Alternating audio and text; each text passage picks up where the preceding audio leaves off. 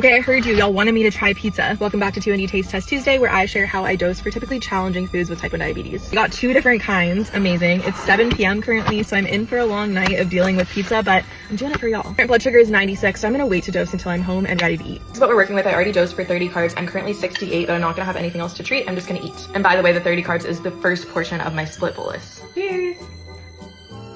So this has turned out to be pretty interesting. I finished eating and I'm currently sitting at 60. I've been dropping just by like 1 or 2 points every 5 minutes. So I don't want to treat with anything necessarily. I have been sharing this puppy with Kevin and we made these muffins last night. They're chocolate chip and I was gonna have one for dessert anyway, so I'm just gonna have it now. Not dosing anything yet, but I will soon. What I thought would happen happened. I'm above 70 now and I just dosed for 30 more carbs. It's now the next day, and as we know, pizza is really tough hours after you actually eat it. What I didn't expect was to kind of be hanging out almost low for so long. So I ended up just kind of sitting at 80. At one point I dropped down to 68, but I didn't want to eat anything because I knew the delayed fat spike was going to kick in at some point. But about an hour and a half after eating, I ended up doing a temp basal 0%, so basically shutting off my basal for about 20 minutes. But then 30 minutes after that, the rise began. I started going up, and after a couple of readings of seeing that I was rising, I gave myself another unit because I knew I was going to need it.